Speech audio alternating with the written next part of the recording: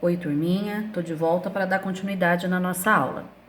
Bom, nós vamos falar agora então sobre o sistema nervoso periférico, conhecido também como SNP. O sistema nervoso periférico, ele é composto principalmente pelos nervos que partem lá do sistema nervoso central e atingem as diversas regiões do corpo.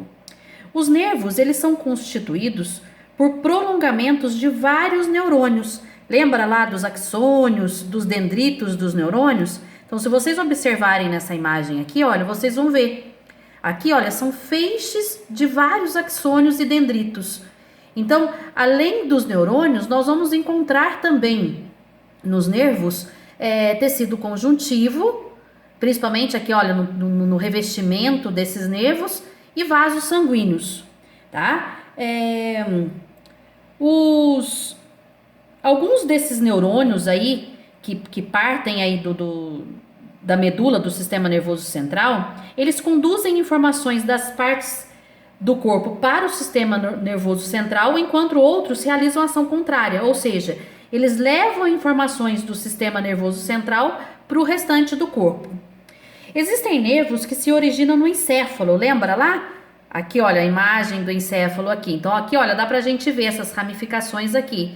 São nervos que se originam no encéfalo e partem da medula espinhal também. Tá lá, lembra da medula espinhal? Aquele prolongamento lá?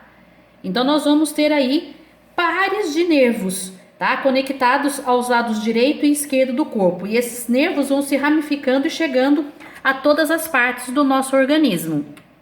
Nessa imagem aqui, olha, dá pra gente ver claramente isso, tá? Então aqui, olha, nós vamos ter 12 pares de nervos cranianos, que são os nervos que partem lá do sistema nervoso central da região do encéfalo. Nós vamos ter 8 pares de nervos cervicais, 12 pares de nervos torácicos, 5 pares de nervos lombares, 5 de nervos sacrais e 1 de nervos coxígeno, que a gente fala que é o finalzinho lá, o nervo que sai lá do finalzinho da nossa coluna vertebral.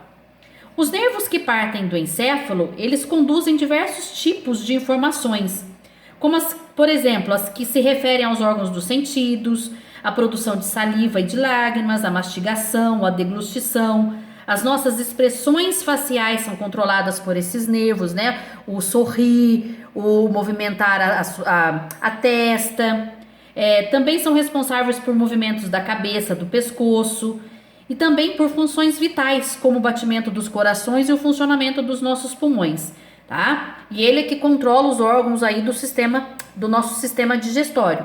Então, esses nervos que partem do encéfalo fazem essas funções.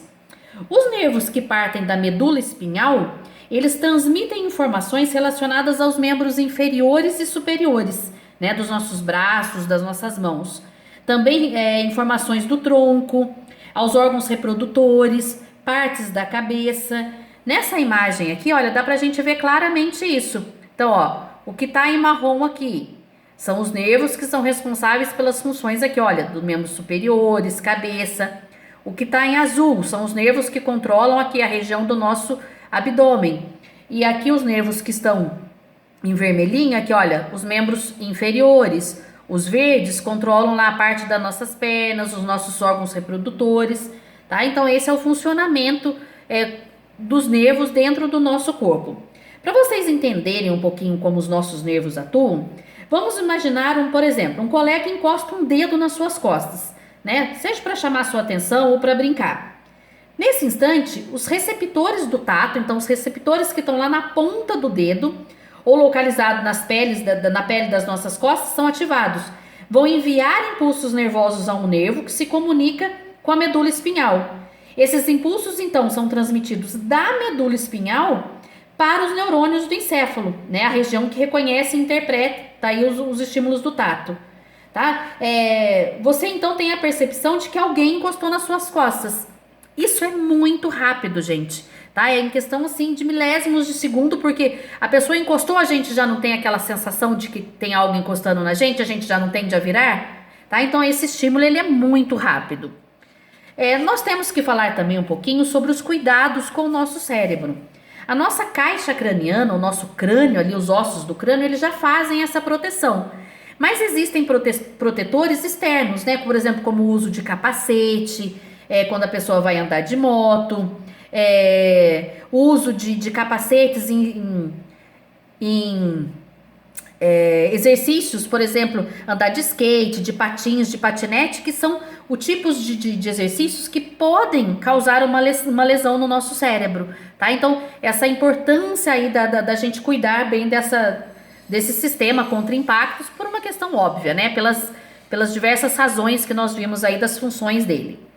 Existem algumas substâncias que são chamadas de substâncias psicoativas, que são capazes de alterar as funções do cérebro. Elas agem nas sinapses dos neurônios. Então, aqui eu tenho alguns exemplos de substâncias psicoativas. Então, o álcool, os opioides, que é um tipo de droga, os canabinoides, que é um exemplo, a maconha, os sedativos, a cocaína, estimulantes como a anfetamina, a cafeína, os alucinógenos, o próprio tabaco, né, do cigarro, alguns solventes aí. Então essas substâncias, elas vão estimular a produção excessiva de um neurotransmissor chamado dopamina. Essa dopamina, ela está relacionada à sensação de prazer. Então assim, quando eu supero, por exemplo, eu consegui terminar uma corrida, essa dopamina, ela vai me dar aquela sensação de eu ter conseguido. Então qual é o problema dessas substâncias? Elas aumentam, estimulam a produção desse neurotransmissor, da dopamina, fazendo com que as pessoas tenham muito prazer. Então, por exemplo, a pessoa bebe, né, uma bebida alcoólica.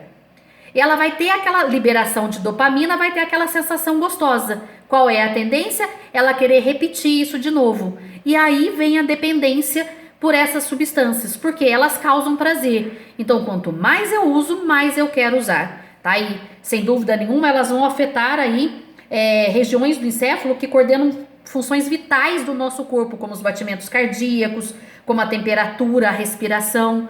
Então é muito comum pessoas que usam essas substâncias terem taquicardia, um aumento dos batimentos cardíacos, terem uma alteração na respiração, tá? Então são substâncias aí que fazem muito mal para o nosso corpo e que podem inclusive levar à morte, tá bom?